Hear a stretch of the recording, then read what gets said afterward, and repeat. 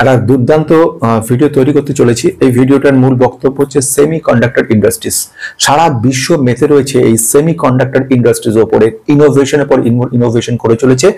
আর একটা সময় ছিল যখন আমেরিকা এবং জাপান ছিল এই সেমি কন্ডাক্টরের প্রথম দিকে, সেটাকে চেঞ্জ করিয়ে চায়না অ্যান্ড তাইওয়ান চলে এলো, যারা কিনা সেকেন্ড জায়গায়। এখন ইন্ডিয়ার দিকে সারা বিশ্বের নজর রয়ে গেছে। কেন রয়েছে? এক নম্বর হচ্ছে চিপ লেবার, নাম্বার সেকেন্ড হচ্ছে টেকনোলজি, থার্ড ওয়ান হচ্ছে ইমপ্লিমেন্টেশন, গভর্নমেন্ট অফ ইন্ডিয়ার ইনিশিয়েটিভ গুলো, যেগুলো বিরাট বড় ভূমিকা গ্রহণ করে। এর ফলে আলটিমেটলি আইস্যাম এখানে কিন্তু ইমপ্লিমেন্টের ভূমিকা রাখছে। শুধু আইস্যাম বলে না, ভবিষ্যৎ আগামী দিনে ইন্ডিয়া।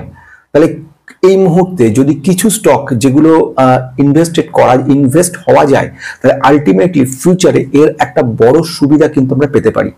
তাহলে এই গোটা ভিডিওর মধ্যে প্রথম পার্টে যাব আইস্যাম ব্যাপারটা কি, ইন্ডিয়া গভর্নমেন্ট কিভাবে কাজ করছে, কিছু স্টকের কথা বলবো, লার্জ ক্যাপ স্টক যেগুলো ফিউচার ক্যাপাবিলিটি রয়েছে, কিছু কোম্পানি কথা বলবো, তিনটে স্মল ক্যাপ কোম্পানি কথা বলবো যেগুলো সেমিকন্ডাক্টর স্পেশালাইজড।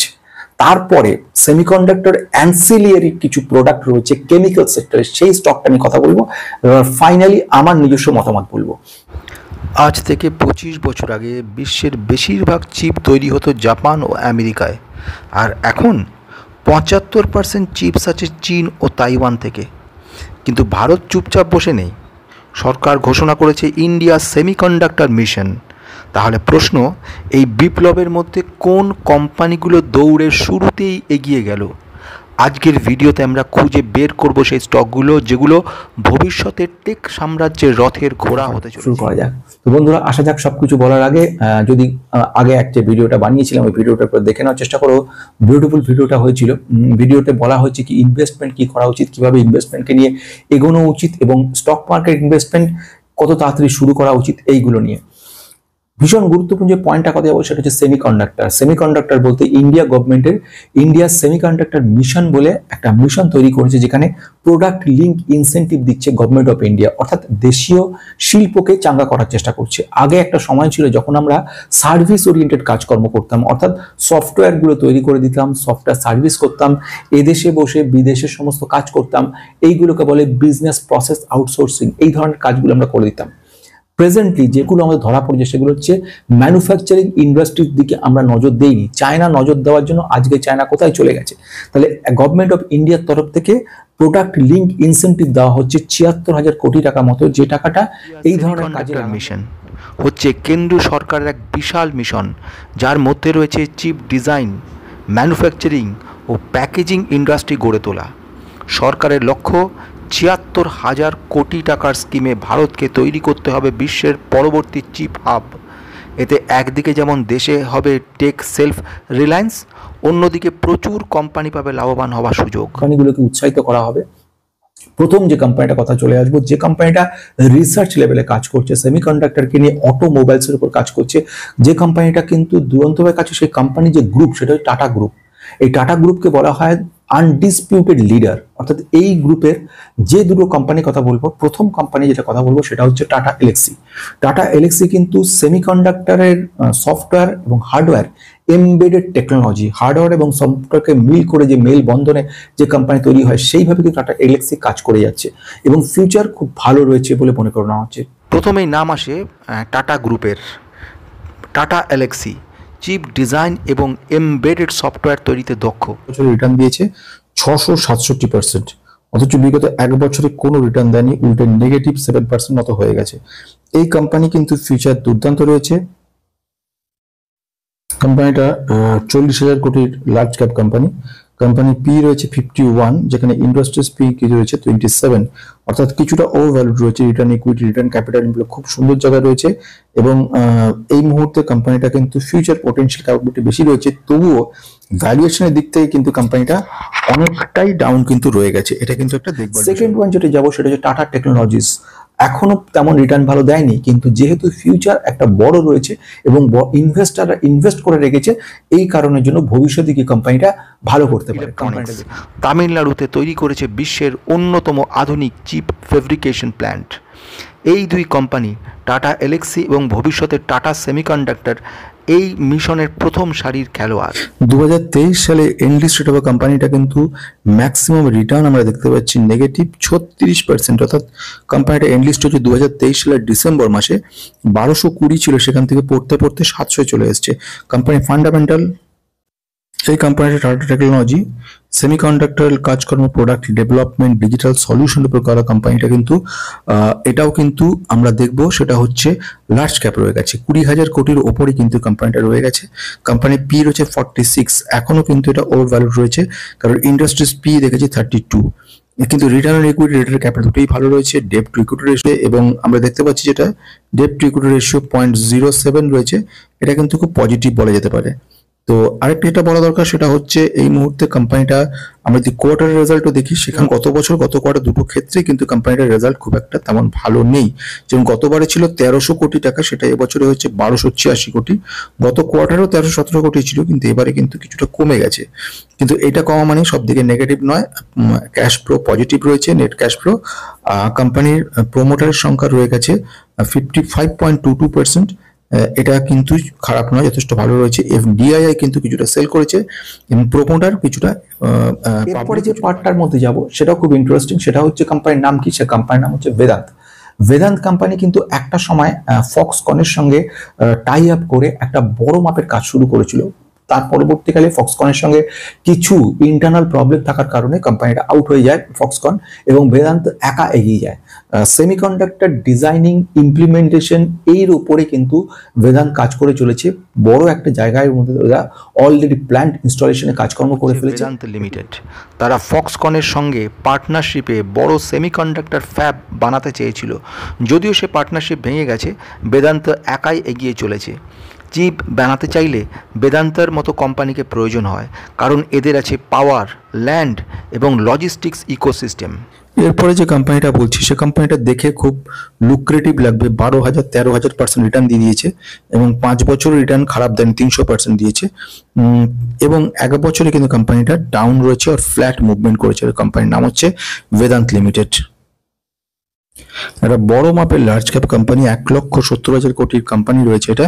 এই কোম্পানি কিন্তু যেটা বক্তব্য, মেটেরিয়াল অর্থাৎ অ্যালুমিনিয়াম বা এই ধরনের কাজের ওপরেও কিন্তু রীতিমতো বড়ভাবে কাজ করে। ইন্ডিয়ার largest primary aluminium producer company বলা যেতে পারে। কোম্পানি কিন্তু পি যদি দেখি এই মুহূর্তে 12 রয়েছে, আর ইন্ডাস্ট্রিজ পি রয়েছে 32, অর্থাৎ দেখে মনে হচ্ছে আন্ডার ভ্যালুড। কিন্তু company debt to equity ratio যদি দেখি, ঋণের পরিমাণ কিন্তু যথেষ্ট বেশি রয়েছে, এটা একটা গুরুত্বপূর্ণ পয়েন্ট। আর একটা হচ্ছে প্লেজিং বলে একটা ব্যাপার রয়েছে, 100% প্লেজ করে রাখা আছে। এইগুলো কিন্তু খুব নেগেটিভ বলে মনে হয়। এনিহাউ কোম্পানি ভবিষ্যতে ভালো করতে পারে। ডেট টু ইকুইটি রেশিও খুব বেশি রয়েছে, return equity, return capital employed এগুলো খুব ভালো জায়গায় রয়েছে। আলটিমেটলি কিছু পজিটিভ কিছু নেগেটিভ রয়েছে। প্রোমোটারের সংখ্যা যদি দেখি, 56% প্রোমোটার নিয়ে হোল্ড করছে, কিন্তু তার থেকে বড় যতটা হোল্ড করছে তার পুরোটাই কিন্তু বন্ধ করে রেখে দিয়েছে। এদিক থেকে এফআইআই কিছুটা সেল করেছে, ডিআইআই কিছুটা কিনেছে। রিটেলারের সংখ্যা 15 পয়েন্ট মতো কাছে রয়েছে, 15.92 থেকে 15.8। নেক্সট আমি চলে আসবো কি, সেটা হচ্ছে পরের পার্ট, অর্থাৎ 3টে স্মল ক্যাপ কোম্পানির কথা বলবো যে কোম্পানির ফিউচার পোটেনশিয়াল গ্রোথ রয়েছে অসম্ভব ভালো। যেরকম প্রথম যে কোম্পানিটার আমি কথা বলছি সেটা হচ্ছে স্পেল সেমিকন্ডাক্টর, একটা one of the leading company semiconductor industries, sub wafer তৈরি করা, টেকনোলজিক্যাল অ্যাডভান্সমেন্ট, ডিফারেন্ট ইনস্ট্রুমেন্ট তৈরি করা, এগুলোর উপরে কিন্তু অগ্রণী ভূমিকা পালন করে। কোম্পানিটার ফিউচার বড় এমন 3টে ছোট ক্যাপ কোম্পানির কথা বলবো। প্রথম যে কোম্পানিটার কথা বলবো তার নাম হচ্ছে স্পেল সেমিকন্ডাক্টর লিমিটেড। এটা অসাধারণ কোম্পানি, ভারতের একমাত্র লিস্টেড সেমিকন্ডাক্টর প্যাকেজিং কোম্পানি। ওস্যাট সেক্টরের ভবিষ্যৎ ব্রাইট হচ্ছে এই কোম্পানিটা।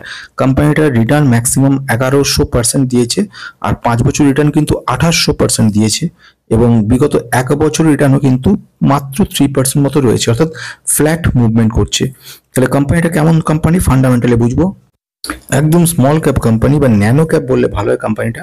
কোম্পানি বেসিক্যালি কাজকর্ম কিন্তু integrated chip, wafer, assemble, testing সমস্ত কিছুর উপরে কিন্তু কাজ করে। মাত্র 600 কোটি টাকার একেবারে স্মল ক্যাপ কোম্পানি হচ্ছে এটা, এবং এই ধরনের কোম্পানিতে রিস্ক মারাত্মক থাকে।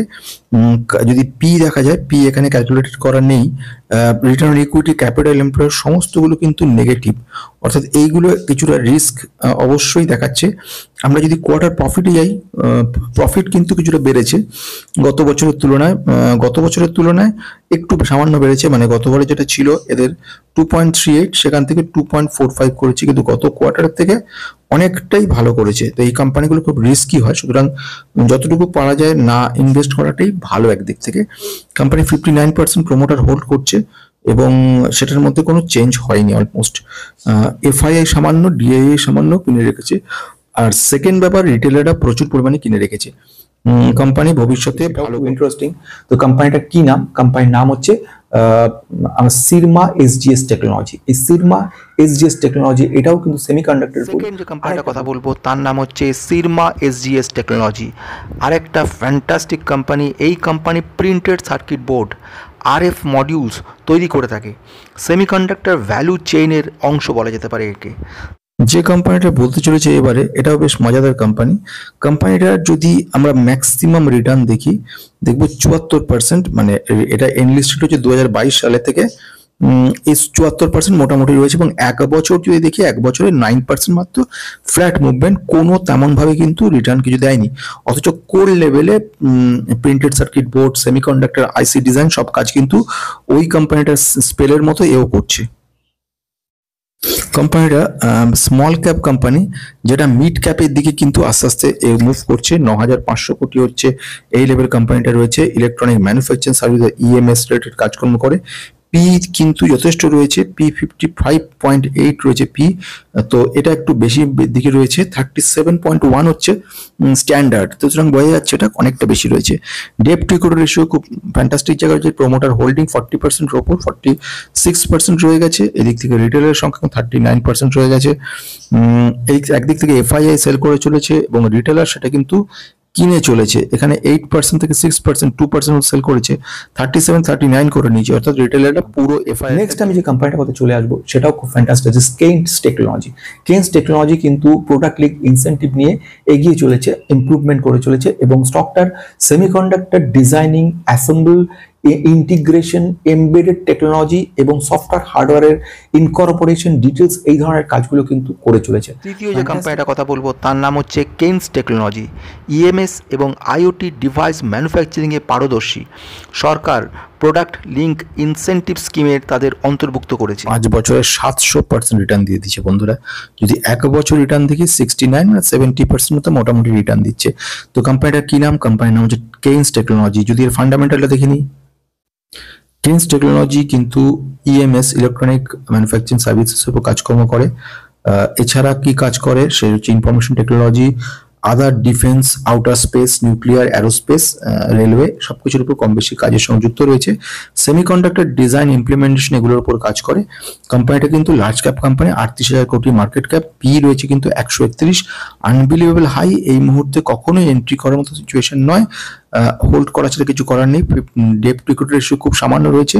প্রমোটারের সংখ্যা দেখতে পাচ্ছি 57%, আগে যেটা 63%, 57 এসছে। এফআইআই সেল করে দিয়েছে।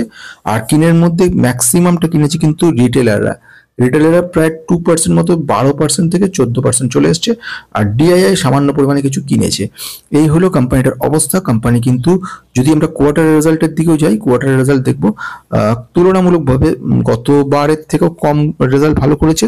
যেরকম গত বছরে ছিল যে 637 কোটি, সেখান থেকে কিন্তু 637 থেকে 984 হয়েছে, অর্থাৎ একটা অনেকটাই পজিটিভ। আর গত কোয়ার্টারের থেকে 661 ছিল, তার থেকেও ভালো হয়েছে 984। যদি আমরা সেলস দেখি, এবারে যদি আমরা একটু প্রফিটেবিলিটি দেখে নিই, সেখানে আর একটু ভালোভাবে বোঝা যাবে। নেট প্রফিট অনেকটা ভালো করেছে, 81 কোটি থেকে 116 কোটি হয়েছে, দারুণ সুন্দর কাজ করেছে, গতবারের থেকেও ভালো করেছে। আর গত year on year basis, quarter দুটো ক্ষেত্রেই কিন্তু এটা। নেক্সট আমি চলে আসবো পরের পার্টের দিকে। সেই পার্টের মধ্যে কি কি কোম্পানির নাম রয়েছে? দুর্দান্ত কোম্পানিগুলোর মধ্যে আমরা দেখি লার্জ ক্যাপ কোম্পানি কিছু রয়েছে, যেরকম এইচসিএল টেকনোলজি রয়েছে, উইপ্রো কাজ করছে, এই কোম্পানিটাও ভালো কাজ করছে। নেক্সট ওয়ান হচ্ছে এইচসিএল টেকনোলজি, এই কোম্পানিটাও কিন্তু সেমিকন্ডাক্টরের উপরে। এবার চিপ তৈরি মানে শুধু ফ্যাক্টরি না, দরকার ডিজাইন, ভেরিফিকেশনস অ্যান্ড এমবেডেড সফটওয়্যার। এইখানে সবচেয়ে বড় জায়গায় এগিয়ে রয়েছে প্রথম যে কোম্পানিটা, সেটা হচ্ছে টাটা এলএক্সি। সেকেন্ড যে কোম্পানিটা এই ধরনের কাজ করছে তার নাম হচ্ছে L&T technology services or LTTS। তৃতীয় যে কোম্পানিটা কথা বলবো that is Wipro and fourth one HCL technology. এরাও দৌড়ে কিন্তু এগিয়ে রয়েছে সেমিকন্ডাক্টরের। এদের বেসিক্যালি কাজ রয়েছে এমবেডেড সফটওয়্যার সিস্টেমের উপর কাজকর্ম করা। এই কোম্পানিগুলো রয়েছে VLSI embedded systems and chip ভ্যালিডেশনের উপরে ইন্টারন্যাশনাল সমস্ত বড় বড় ক্লায়েন্ট রয়েছে। হচ্ছে র মেটেরিয়াল অ্যান্ড এনসিলিয়ারি প্রোডাক্টগুলো তৈরি করছে যে কোম্পানিটা, যেগুলো সেমিকন্ডাক্টরের সাইডে কাজ করে চলেছে। দুটো কেমিক্যাল কোম্পানির নাম বলবো, এই কোম্পানি দুটো কিন্তু দুর্দান্ত। প্রথম যে কোম্পানিটা কথা বলবো সেটা হচ্ছে গুজরাট। দরকার পড়ে গ্যাস, কেমিক্যাল এবং সিলিকন উপকরণ। যে কোম্পানিগুলো কথা বলবো, প্রথম যে কোম্পানিটা আসছে, যে কোম্পানিটা কথা বলবো, এও সেমিকন্ডাক্টরের কেমিক্যাল পার্টগুলোর দেখছে। তার নাম হচ্ছে Gujarat Fluorochemicals. Advance chemical solution তৈরি করে থাকে। এরা পরোক্ষভাবে লাভবান হবে ভারতের চিপ ইন্ডাস্ট্রিজ বাড়লে। পার্সেন্টের কাছাকাছি যে রিটার্ন দেওয়া কোম্পানিটার নাম হচ্ছে গুজরাট ফ্লুরোকেমিক্যাল লিমিটেড। এই কোম্পানিটাও কিন্তু এর সঙ্গে যুক্ত রয়েছে, ফ্যান্টাস্টিক কোম্পানি এবং ভবিষ্যতে কিন্তু ভালো করতে পারে। কথা বলবো সেটা হচ্ছে ট্যানফ্যাক ইন্ডাস্ট্রিজ। এটাও কিন্তু কেমিক্যাল সেক্টরের একটা কোম্পানি, যে কোম্পানিটা কিন্তু সেমিকন্ডাক্টরেরও কিন্তু দুর্দান্তভাবে কাজ করে এবং সেটা একটা বড় মাপের ভবিষ্যতে জায়গা তৈরি করতে পারে বলে মনে হয়। চিপ বানাতে দরকার পড়ে গ্যাস, কেমিক্যাল এবং সিলিকন উপকরণ। যে কোম্পানিগুলো কথা বলবো, প্রথম যে কোম্পানিটা আসছে এ ব্যাপারে কাজ করছে সেটা হচ্ছে ট্যানফ্যাক ইন্ডাস্ট্রিজ। এই ট্যানফ্যাক ইন্ডাস্ট্রিজ কাজ হচ্ছে ফ্লুরাইড বেসড স্পেশালিটি কেমিক্যাল সরবরাহ করা। সেটা হচ্ছে কিন্তু র মেটেরিয়াল অ্যান্ড অ্যান্সিলিয়ারি সেমিকন্ডাক্টর যে পার্ট তার মধ্যে পড়ছে এটা। এবং এর মধ্যে যে কোম্পানিগুলোর কথা, যে কোম্পানিটা রয়েছে সেটা কোম্পানি হচ্ছে ট্যানফ্যাক ইন্ডাস্ট্রিজ বলা যেতে পারে। ট্যানফ্যাক ইন্ডাস্ট্রিজ কাজকর্ম হচ্ছে ফ্লোরাইড বেস যে স্পেশালিটি কেমিক্যাল রয়েছে সেগুলো কিন্তু ট্যানফ্যাক তৈরি করে এবং সেই সুবাদেই কিন্তু কাজ করে। এবং আমি যদি দেখে নিই 5 বছর রিটার্ন 1700 দিয়েছে আর 1 বছর রিটার্ন 59% দিয়েছে। বোঝা গেল কোম্পানি ফান্ডামেন্টাল। ট্যানফ্যাক কোম্পানিতে কোম্পানি সম্পর্কে বলছে ট্যানফ্যাক ইন্ডাস্ট্রিজ লিমিটেড। এই কোম্পানির কিন্তু স্মল ক্যাপ কোম্পানি, 3100 কোটি টাকার মতো রয়েছে। কোম্পানি পি যদি দেখি 35 রয়েছে এবং ইন্ডাস্ট্রিজ পি যদি আমরা লক্ষ্য করার চেষ্টা করি 23.4, কিছুটা ওভারভ্যালু দেখাচ্ছে। কোম্পানির ডেট ইকুইটি সামান্য রয়েছে, প্রোমোটার 50% বেশি কিন্তু হোল্ড করছে, এটা একটা পজিটিভ ব্যাপার, 51.82%। আর সামান্য পরিমাণে যেটা রয়েছে সেটা হচ্ছে পাবলিক রিটেলাররা কিছুটা সামান্য সেল করেছে আর কেনার মধ্যে ডিআইআই কিছু। সেটা হচ্ছে রিস্ক কতটা রয়েছে, রিস্কটাকেও কিন্তু একটা গুরুত্বপূর্ণ পয়েন্ট, তো রিস্ক দেখে নেওয়া দরকার। হেভি ইনভেস্টমেন্ট ডিমান্ডিং এবং ফলাফল আসতে সময় লাগে, তাই যে কোনো বিনিয়োগ করবেন দীর্ঘমেয়াদী দৃষ্টিভঙ্গি নিয়ে। তবে আজকের এই কোম্পানিগুলো ভবিষ্যতে বড় হওয়ার শুরুতেই, সেটা হচ্ছে কনক্লুশন পার্ট, অর্থাৎ এখন এই মুহূর্তে ভবিষ্যৎ 2 দিন 4 দিনের নয়, ভবিষ্যৎ বিরাট বড় এবং এই ভবিষ্যতে আসতে গেলে আমাদের ধৈর্য ধরতে হবে। এমন অনেক সময় যাবে যেগুলো কারেকশন হবে কোম্পানিগুলো, সেই সময়তেও কিন্তু ধৈর্য ধরে রাখতে হবে। তো একজন বড় মনীষীদের কথা অনুযায়ী যখন মার্কেট বুল থাকে তখন অনেককেই আমরা দেখতে পাই সেখানে অনেক কিছু বলে, কিন্তু বিয়ার মার্কেটই হচ্ছে আসল মার্কেট, যেখানে কিনা আসল ইনভেস্টারদের পরিমাণটা বোঝা যায়। যদি মনে করেন এই ভিডিও আপনাকে ভবিষ্যতের এক নতুন দিক দেখিয়েছে তাহলে অবশ্যই লাইক করুন, কমেন্ট করুন এবং কোন স্টকটা আপনার পছন্দ সেটা আপনি কমেন্টে জানান। আর সাবস্ক্রাইব করে রাখুন, পাশে থাকুক বেস্ট ইনভেস্টরগুলির সঙ্গে, কারণ আমরা শুধু শেয়ার বলি না, গল্প বলি। ধন্যবাদ।